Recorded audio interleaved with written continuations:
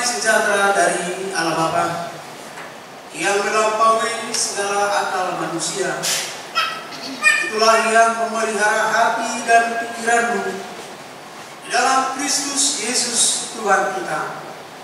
Amin. Salam sejahtera, selamat Minggu buat Bapak, Ibu, dan saudara-saudari sekalian. Shalom. Yang saya kasihi Bapak, Ibu, dan saudara-saudara, inilah firman Tuhan yang ditetapkan hari ini. Khotbah dan ini bagi kita dari kitab Ulangan.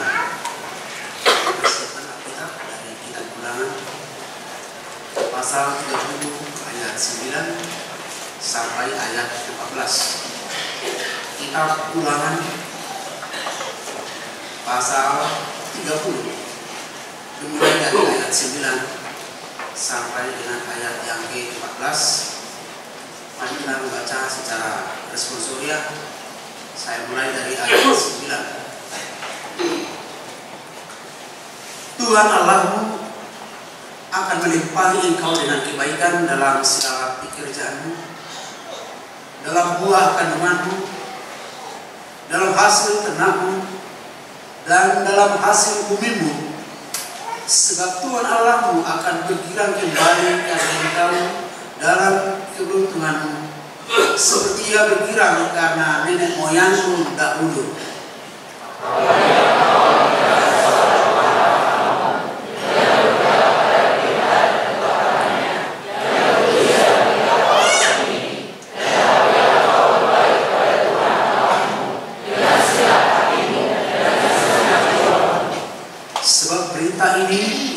Sampaikan kepadamu pada hari ini tidaklah terlalu sukar bagimu dan tidak pula terlalu jauh. Tidak berani tempatnya sehingga kau berkata, siapakah yang akan naik lagi untuk mengambil dia ketiga dan membedakannya menjadi belas supaya ia melakukannya. Juga tidak di seberang laut tempatnya sehingga kau berkata, siapa yang akan menyeberang ke seberang laut untuk mengambilnya bagi kita dan mendengarkannya bagi kita supaya kita melakukannya. Tetapi firman Isa berkata kepadamu, yakni dalam mulutmu dan dalam hatimu untuk dilakukan. Terima kasih. Demikian kita baca firman Tuhan. Bapak Ibu yang dikasihi Tuhan Yesus, setiap hari Minggu kita mendengarkan kabar tentang orang yang berbahagia. Diwacakan oleh Antoni Tugas, kabar tentang orang yang berbahagia. Setiap hari Minggu dibacakan. Siapakah orang yang berbahagia itu? Orang yang berbahagia adalah mereka yang melakukan firman Tuhan serta memeliharanya. Tadi kan dibilang setiap minggu. Mereka yang berbahagia adalah mereka yang mendengar firman Tuhan, memelihara dan melakukannya. Memang hanya di dalam Tuhan ada kebahagiaan, ada sukacita. Di luar Tuhan itu hanyalah sementara dan tidak ada yang abadi.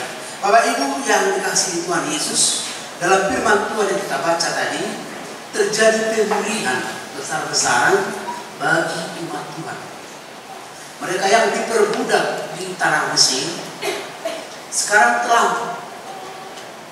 dan hampir tiba di tanah perjanjian. Hampir tiba di tanah perjanjian, tanah yang dijanjikan Tuhan, tanah yang subur, yang berlimpah-limpah, yang kaya akan sumber daya alam, yang berlimpah-limpah susu dan madu, katanya di tanah Kanaan. Sebentar lagi umat Tuhan akan sampai ke sana. Janji Tuhan semakin dekat bagi orang yang bertekun pada firman Tuhan, yang melakukan Taurat Tuhan dalam hidupnya, bahwa sesungguhnya janji Tuhan semakin dekat. Yang saya kasihi Bapak Ibu, di dalam nama Tuhan Yesus, Tuhan sendiri tidak pernah ingkar janji. Jika Tuhan telah berjanji kepada nenek moyangnya Abraham, Ishak, dan Yakub, dan Tuhan tidak akan mengingkari janjinya.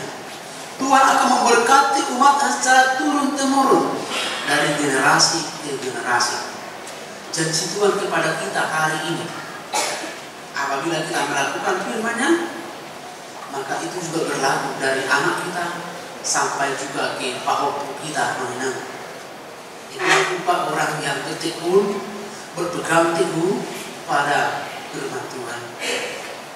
Apabila kita bertekun hari ini dan tidak menyimpang ke kiri dan ke kanan, maka anak-anak kita, cucu kita dari generasi ke generasi nanti akan diberkati Tuhan. Itu yang terjadi dalam kitab ini, bahwa Tuhan katanya bergirang atas umatnya, bukan karena bangsa itu, tapi apa yang dilakukan oleh nenek moyangnya pada zaman dahulu, sehingga berkat itu turun temurun. Nah, kita juga yang hadir di sini, kalau kita bisa berbuat baik, kenapa kita harus berhenti berbuat baik? Karena mana? Kalau bisa kita lakukan yang terbaik, kenapa kita harus mengundurkan diri? Kalau kita bisa berbuat, kalau kita bisa menyatakan yang benar, kenapa kita harus diam? Yang saya kasih Bapak Ibu, tidak secara spontan Tuhan memberikan materi bagi kita, dan tidak langsung dijatuhkan dari langit. Tapi ingatlah, secara turun-temurun Tuhan akan memberkati kita. Kalau dia bercita-cita, kita bercita-cita jadi gubernur, ternyata tidak. Oh, ini bermusik ke gubernur Sumatera Utara, kan? Nah itu, kadang-kadang kita bercita-cita dalam hidupku harus ini, ternyata tidak tuh. Tahu, anakmu nanti, cucumu nanti. Nah di sini tidak habis-habis dari berkat Tuhan bagi mereka yang berpegang teguh pada perintah-perintah. Bapak Ibu yang kasih, dalam ayat 10 kita lihat sini ya. Dalam ayat 10, bahwa setiap orang mendengar suara Tuhan dan berpegang teguh pada perintah Tuhan dan ketetapannya, dan berbalik kepada Tuhan, akan mendapat berkat yang berlimpah-limpah, akan dilimpahi berkat oleh Tuhan. Jadi tidak sia-sia kita berbuat baik. Dan jangan kita pernah mengatakan, tidak ada gunanya berbuat baik. Dan orang lapangan ini, sedih tiba. Biar saja kita dilupakan oleh manusia. Tapi ingat, kita tidak akan pernah dilupakan oleh Tuhan. Dulu itu kan waktu merantau di rumahku. Tahu nggak mau pendeta? Ya kenapa namanya? Itu dulu kan waktu merantau di rumahku. Itu dulu dari kampung kampungnya tahu nggak Amang? Wah jauh kali nggak ada di peta kampungnya. Tak pernah bersama. Sekarang gimana ya? Sekarang kau udah berduit, nggak punya uang. Aduh Amang, nggak mau lagi lihat di bawah, di atas terus lihat. Campur warna kan, tidak mati. Dulu Amang di rumahku itu 2-3 tahun. Sekarang jangankan ke rumah, nelpon aja nggak pernah, SMS aja nggak pernah, apalagi WA pun nggak pernah, kan? Masuk grup pun tidak katanya kan? Oh sombongnya bukan main Amang. Kadang-kadang Amang, aku berpikir-pikir kenapa ya? Kau usah ngeratinya berbuat baik. Oh jangan, hari ini dalam Tuhan, jangan berhenti berbuat baik. Itulah ibadah yang sejati. Siapa yang berhenti berbuat baik, berarti berhenti dari ibadah. Ya, perbuatan baik adalah ibadah yang sejati. Jangan berhenti berbuat baik. Itu artinya, Bapak Ibu, firman Tuhan itu yang disampaikan itu bukan dalam perjanjian lama jauh, melalui nabi, melalui imam. Firman Tuhan itu yang disampaikan hari ini, katanya tidak terlalu sukar bagi kita. Dan firman Tuhan itu tidak terlalu jauh, tapi ada di depanmu Amanina. Ada dalam genggamanmu. Alkitabmu di peganganmu, di julungmu. Kamu pegang sendiri sekarang firman Tuhan. Bahkan firman Tuhan itu tertulis di dalam hatimu. Bukan hanya di dalam hatimu, di HP pun ada firman Tuhan ya. Makanya mulai jarang orang bawa buku MD sama Bible, karena semuanya sudah ada di handphone suci ya. Bukan lagi kitab suci, tapi handphone suci sekarang berlaku ya, dengan simple saja. Tapi saya lebih bangga saya melihat orang yang membawa Alkitab ini, lebih bangga. Secanggih apapun teknologi sekarang, dengan handphone yang kita pegang, dengan beribu-ribu program di dalamnya ya, tapi selalu bangga melihat jemaat dengan senang hati membawa firman Tuhan itu ya, turun dari mobil dibawa Bible, turun dari sepeda motor diambil dari jok motornya kan, bawa Bible, senang rasanya seperti Musa menerima 2 loh batu dari Tuhan di Gunung Sinai. Dengan bangga Musa menggenggam 2 loh batu yang berisi 10 hukum Taurat itu.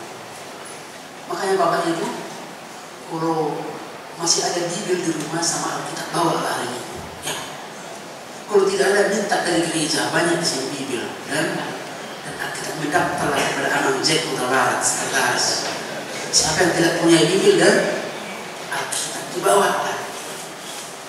Kalau kita tidak bawa Bible dan Alkitab, itu akan kurang senang.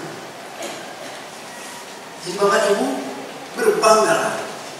Firman Tuhan itu dekat.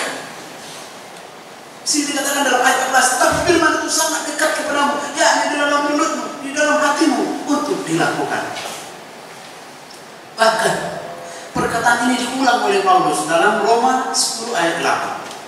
Tapi firman itu dekat kepadamu, yakni di dalam mulutmu, di dalam hatimu.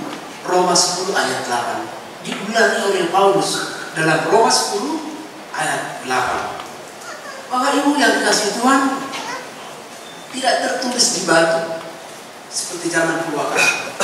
Tidak hanya tertulis di kertas firman Tuhan itu, tapi tertulis dalam hatimu. Coba kita buka 2 Korintus 3 ayat 3 mana? 2 Korintus 3 ayat 3, bisa kita buka Alkitab. 2 Korintus 3 ayat 3. 2 Korintus 3 ayat 3. Mari kita baca bersama-sama. Sudah dapat teman-teman? 2, 3, ya. Kamu bahwa kamu adalah surat Kristus yang ditulis oleh pelayan kami, ditulis bukan dengan kita, tetapi dengan Roh Allah, bukan pada roh batu, melainkan pada roh daging, yaitu dalam hati manusia. Jelaskan mana? Karena ternyata bahwa kamu adalah surat Kristus. Surat Kristus bukan Alkitab, tapi kita adalah surat Kristus yang berjalan. Alkitab yang terbuka diri kita sendiri. Alkitab yang terbuka adalah diri kita sendiri. Karena kamu adalah surat Kristus yang ditulis oleh pelayanan kamu. Ditulis bukan dengan tinta, tetapi dengan Roh Allah yang hidup. Bukan pada loh-loh batu, melainkan pada loh-loh daging, yaitu dalam hati manusia. Di hatimu amanah tertulis. Mudah-mudi di hatimu tertulis firman Tuhan. Tapi kalau mudah-mudi telepon, lagi di mana bang? Iya deh, saya lagi di hatimu. Firman Tuhan. Atau suami mengatakan, bapak lagi di mana? Kata istri kan, iya mak, saya lagi di hatimu. Katanya sebalik cek taruh. Sebalik cek. Hatanya di mata. Itu yang tertulis di dalam hati kita. Bapak Ibu yang dikasihi Tuhan Yesus Kristus, di dalam hati kita, bukan hanya dalam loh-loh batu, bukan hanya di dalam kertas, di hati kita ini tertulis dengan tinta Roh Kudus. Oleh karena itu kita menjadi pelaku firman. Tapi adanya sekarang banyak orang bercerita tentang firman Tuhan, bercerita tanpa kata ada yang dulu mesti yang berkata bercerita tentang firman Tuhan, tapi dirinya sendiri jauh dari Tuhan. Bernyanyi tentang Tuhan Yesus, tapi dirinya jauh dari Tuhan. Nah, baiklah cerita ini saya ulangi. Kalau Bapak Ibu sudah pernah dengar cerita saya ini ya, waktu saya kuliah di Salemba, kami kan kos mengontrak rumah di Kramat Jati. Kami dulu pernah mengontrak rumah di Kramat Jati ketika saya studi ya di Salemba. Saya nak dari Kramat Jati terus ke depan sedikit arah KBG saya Cililitan. Datang ibu-ibu di stop angkutan umum, saya angkutan umum di stop. Ibu ini bertanya kepada supir angkot, "Pak, bolehkah saya naik? Tapi saya tidak punya ongkos." Dia bawa beban, juga bawa anak satu, dia bawa beban. Saya kira supir itu tidak mau. Ternyata supir itu mengatakan, "Iya Bu, nggak apa-apa, naiklah." Ya kan? Sampai di Kampung Melayu, ibu itu turun, "Pak, di sini saya turun ya." Itu ya. Jadi turun di Kampung Melayu dan ibu itu mengatakan, "Terima kasih ya Pak ya." Ya Bu. Terus sampai ke Matraman. Kita beli di perdagangan yang naik angkot. Sampai ke Matraman, sebelum tiba di Salemba, seorang bapak-bapak turun memberikan uang 50.000. Waktu itu ongkos angkutan umum saya ingat masih 2.000. Sekarang saya tidak tahu berapa ribu. Masih 2.000. Supir angkot itu mengembalikan 48.000 lagi kepada bapak ini. Kemudian bapak ini mengatakan, "Udah Pak, pegang sajalah, simpanlah itu sama bapak Pak." Ternyata bapak-bapak yang dari memperhatikan apa yang dilakukan oleh supir angkot itu. Bapak Ibu, apa yang mau saya ceritakan? Apa yang mau saya sampaikan melalui cerita itu? Supir angkot saja jarang di gereja, ya, tapi hatinya sangat baik, ya. Supir angkot saja jarang markor.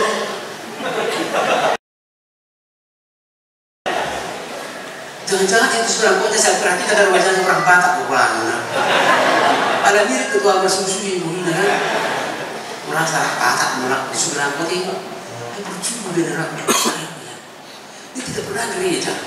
Jangan-jangan mana pakai lain kan dia lagi nyari.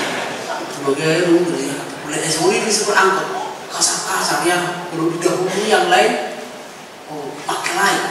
Jangan kotor. Makanya ditulis di kata jangan mendahului, kan? Jangan mendahului. Karena rata supir Metro Mini itu hal kita, kan? Ternyata baik sekali. Saya perhatikan dari wajahnya, logatnya, anak Batak. Mudah-mudahan mereka pencinta mereka. Saya nggak berani nanya marganya, ya. Kemungkinan besar mereka pencinta dari logatnya, ya. Sekikat dengan naik lebih tua. Pak Ibu yang dikasih Tuhan Yesus, mereka jarang ke gereja. Supir angkot itu jarang ke gereja, tapi dia memiliki hati yang luar biasa. Itu yang mau saya katakannya. Dia menjadi pelaku firman. Bagaimana dengan kita, Bapak Ibu? Kita kan rajin ke gereja, rajin pertanyaan. Apa ini? Apakah kita menjadi pelaku firman? Harus. Firman Tuhan mengatakan hari ini harus. Kamu harus berpegang teguh pada perintah-perintahku. Nah itu. Nah saya kasih Bapak Ibu, firman Tuhan itu tidak jauh, tidak ada di langit katanya, tidak di seberang laut, tapi firman Tuhan itu ada, tinggal kita baca, tinggal melakukan. Maka jadilah pelaku firman. Jadilah pelaku firman. Alkitab berjalan itu dalam Yohanes, dalam Yakobus 2:11, orang beriman harus juga berbuat. Ya, orang beriman harus juga berbuat. Iman tanpa perbuatan adalah sia-sia.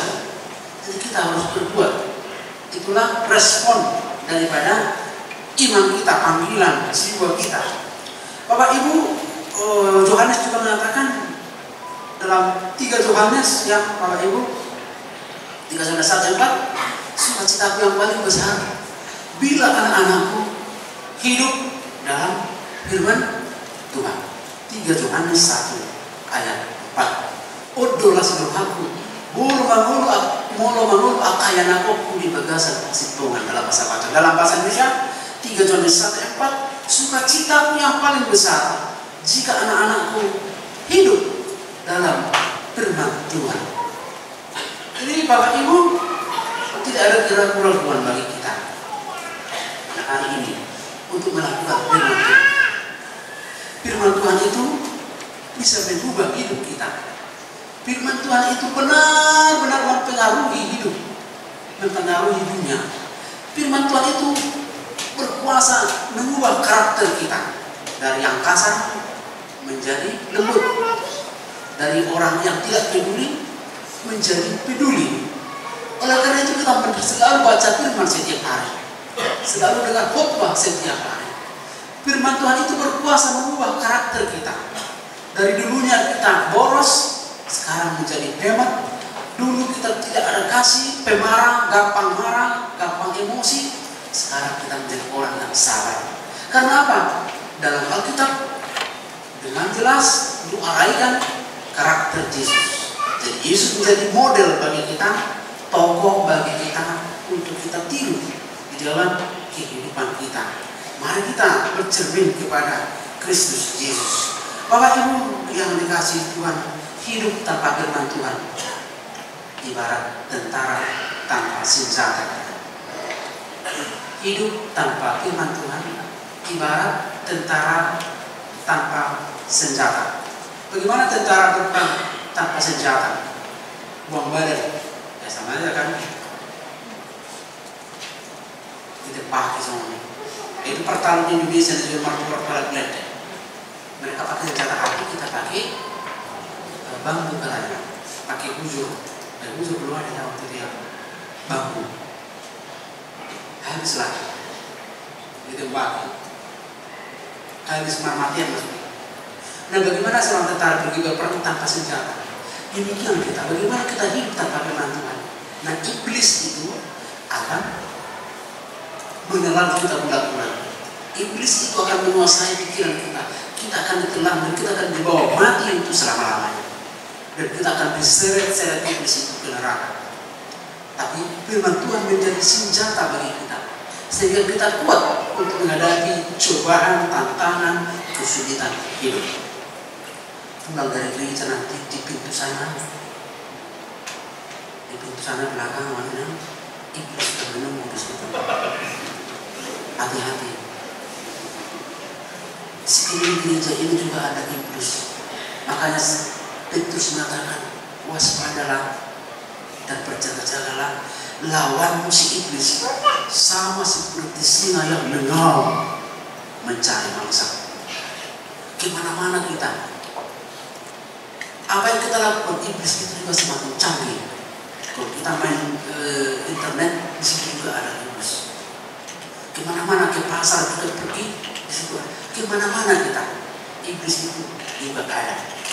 Oleh karena itu kita harus selalu hidup dalam firman Tuhan. Karena kalau iblis itu halus caranya, halus, kita digoda. Bahkan di gereja bisa saja iblis itu masuk. Waktu pendeta Luhara atau kamar jamitan, iblis itu sudah belakang, akhirnya tertidur lagi belakang.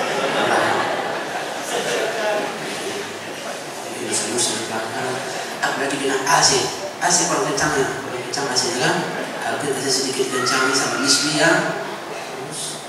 Cepat lah, makin ngantuk. Apalagi nonton bola tadi malam sekali kan.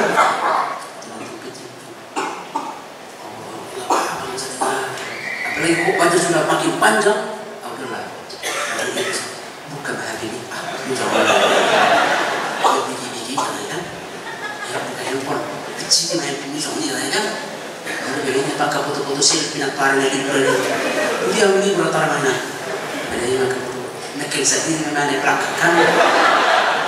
Bikin satu ini, mereka betul-betul orang waktu itu sudah halik nak, sudah halik nahian, dulu kan. Nah situ, iblis itu masuk kemana-mana. Senjata kita itu apa mana? Firman Tuhan. Jangan lepaskan. Apa itu yang kita lupa? Janganlah firman Tuhan itu lepaskan dari kita. Tuliskan itu pada lehermu, kalungkan itu pada lehermu, tuliskan pada lu hatimu itu firman Tuhan. Kasih Tuhan itu Amsal 3:3-4. Bapak Ibu yang dikasih Tuhan Yesus Kristus, orang Kristen harus selalu berpegang teguh pada firman Tuhan, karena hatamu itu sungguh-sungguh depan cukup di dalam katanya. Firman itu pelita bagi kakiku dan terang bagi jalanku. Di mana tertulisnya? Nama itu tadi kamu nyanyikan tadi, coba putusin. Tolong untuk formulir yakin. Mana tertulis coba? Firman itu pelita bagi kakiku dan terang bagi jalanku. Mazmur 119 ayat 105. Kamu itu colok itu sih. Mazmur 119 ayat 105. Firman itu pelita bagi kakiku dan terang bagi. Tanpa firman Tuhan kita akan tersandung. Tuhan bisa dijadikan kita akan mulai. Orang tadi bisa kita gula dalam untuk. Tapi kadang-kadang jadi kita membosankan kan? Anak pada cek personal kan? Tapi firman Tuhan itu kalau kita sesuai harus itu berguna. Tapi itu sudah di depan. Psalm 101 tanpa firman Tuhan kita akan tersandung. Tanpa firman Tuhan kita akan jatuh. Bayangkan kalau lampu listrik mati di rumah, tengah malam langsung teriak-teriak semua, teriak di sana, teriak di sini, teriak di sana. Mari kita berteriak bersama, spontan kan, mati lampu listrik. Apalagi anak-anak, mati lampu listrik, AC tidak bisa nyala, TV tidak bisa, langsung anak-anak pada gelisah. Dan ibu-ibu juga pakai dapur, atuk matung tiang kan, sungai boncol sungai kan, sudah beda lagi kan, bapak-bapak ditendang menghudung kan, karena udah nggak kelihatan lagi kan, beda terseladi. Bayang itu kalau tidak ada cahaya. Demikianlah firman Tuhan itu menerangi hati kita, jiwa kita, pikiran kita diterangi oleh firman Tuhan, sehingga kita mampu membedakan mana yang baik, mana yang tidak baik, sehingga kita mampu melihat orang mana yang perlu dibantu, mana yang tidak. Kita mampu melihat orang siapa yang perlu diperhatikan. Nah, firman Tuhan itu benar-benar menjadi radar, semacam radar petunjuk kaidah hidup bagi kita untuk menjalani kehidupan kita. Bapak Ibu yang dikasihi Tuhan Yesus Kristus, marilah kita berpegang teguh pada firman Tuhan hari ini. Siapa yang hidup dalam firman Tuhan, sesungguhnya mereka telah mencari, berada dalam kehidupan kita. Siapa yang mencari Tuhan, hidup dalam firman Tuhan, sesungguhnya mereka telah memasuki kehidupan kita. Tapi siapa yang jauh dari firman Tuhan, sesungguhnya mereka telah memasuki pintu neraka. Oleh karena itu, saya kasih Bapak Ibu, hiduplah dalam firman Tuhan, bersama-sama dengan Tuhan dalam kehidupan, bersama-sama dalam Tuhan dalam pergumulan, bersama-sama dalam Tuhan dalam segala hal. Di dalam Tuhan, dalam firman Tuhan, bukan di luar Tuhan.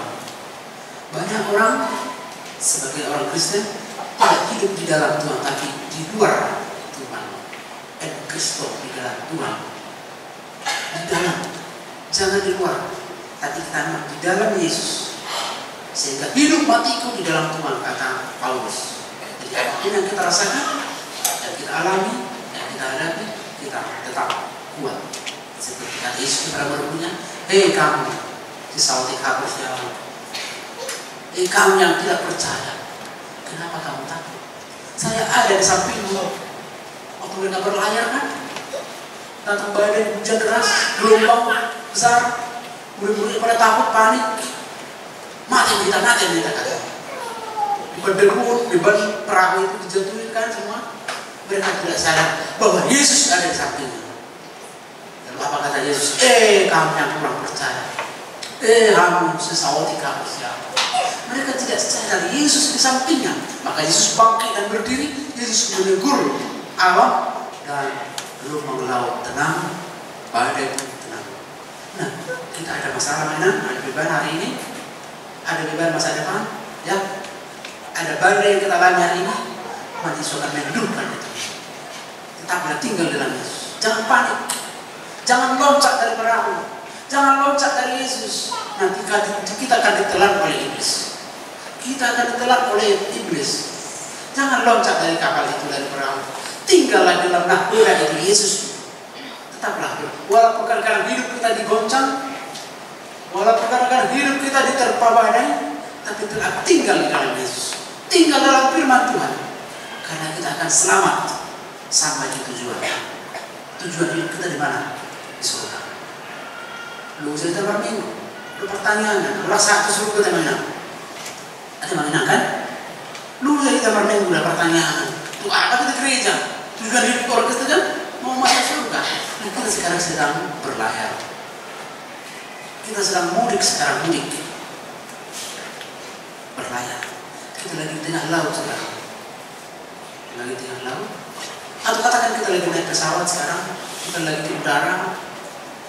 Lagi kadang-kadang diterpa oleh awan kita. Aku percaya, walaupun kadang-kadang pesawatnya agak oleng, atau kapalnya sedikit diterjang badai, tapi siapa yang selalu bertahan dalam Kristus, mereka akan sampai kepada tujuan. Dan Yesus tidak akan pernah membiarkan kita mati, kita akan hidup bersama. Jadi Bapak Ibu besok mau kerja, emang beraktivitas, besok di sekolah, percaya saja kepada Tuhan, berdoa selalu, baca firman Tuhan setiap hari. Satu ayat saja, nggak bisa satu pasal, satu ayat pun jadilah. Mau tidur, ya adik-adik kita poso ya, baca firman Tuhan. Pulang SMS bisa ayat. Bapak Ibu juga, mau tidur juga, satu ayat saja firman Tuhan dibaca. Kalau bisa satu pasal, syukur. Tidak bisa, satu ayat saja. Sebelum berangkat besok, bekerja.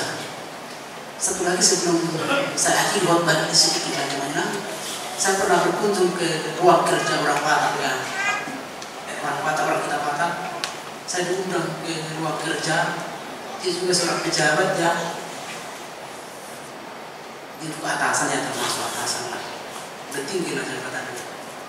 Di sampingnya ada piano, terus di meja kerjanya ada Alkitab. Soalnya kalau bukan kita nanya kenapa ada piano, iya. Sebelum saya memulai pekerjaan, saya nyanyikan satu kebetulan diputar di piano, saya nyanyikan satu lagu vokal. Kemudian saya baca Bibel, Alkitab, saya berdoa. Setelah itu baru saya buka semua kata-kata, saya mulai bekerja. Itu luar biasa. Itu bagi saya khotbah, bagi saya walaupun saya pendeta. Saya juga termasuk masukan juga, Pak. Luar biasa lah bersama dengan tahun luar biasa.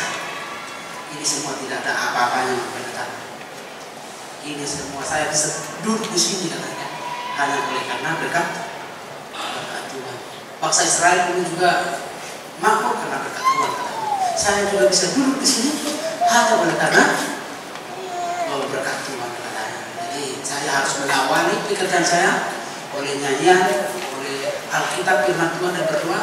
Dan nanti malam juga saya akan berdoa menutup hari ini katanya. Hari ini akan saya tutup nanti malam. Jadi Bapak Ibu berpegang teguhlah pada firman Tuhan supaya kita hidup selama-lamanya. Kita diberkati oleh Tuhan hari ini, besok dan sampai selama-lamanya. Amin. Kita berdoa. Terima kasih Bapak atas firman pada hari ini. Firman-Mu mengajak kami untuk berpegang teguh pada firman sebagaimana umat Israel. Apabila mereka tidak hidup dalam firman Tuhan, mereka hukum. Tapi bila umat Israel hidup dalam perintah mereka akan diberkati. Demikian juga kami Tuhan akan diberkati hari ini. Anak kami, cucu kami nanti diberkati oleh Tuhan. Dari generasi ke generasi jemaat Agamis Serpong akan diberkati Tuhan. Apabila kami selalu berpegang teguh pada ketetapan-ketetapan firman. Terima kasih Bapak. Biarlah iman kami selalu berbuat dalam perbuatan kami sehari-hari. Jadikan kami berkat bagi sesama. Jadikan kami gereja bagi sesama. Apa dalam surga. Setelah lagi jemaat akan pulang ke rumah masing-masing. Antar mereka dalam keadaan sehat. Dan juga besok Tuhan jemaat akan bekerja. Berkatkan mereka Tuhan dalam sukacita. Jangan ada yang terbeban Tuhan untuk melakukan pekerjaan. Sehingga mereka tidak puas dengan pekerjaan. Mereka kurang beruntung Tuhan. Dalam pekerjaan Tuhan tolong berikan Tuhan solusi umat-Mu ini Tuhan. Mereka yang pengangguran Tuhan berikan yang terbaik sesuai dengan kemampuannya Tuhan. Jemaat yang sakit Tuhan sembuhkan jamaah Tuhan. Berkati segala upaya, segala proses penyembuhan. Terima kasih Bapak. Inilah doa kami dalam nama Yesus. Amin.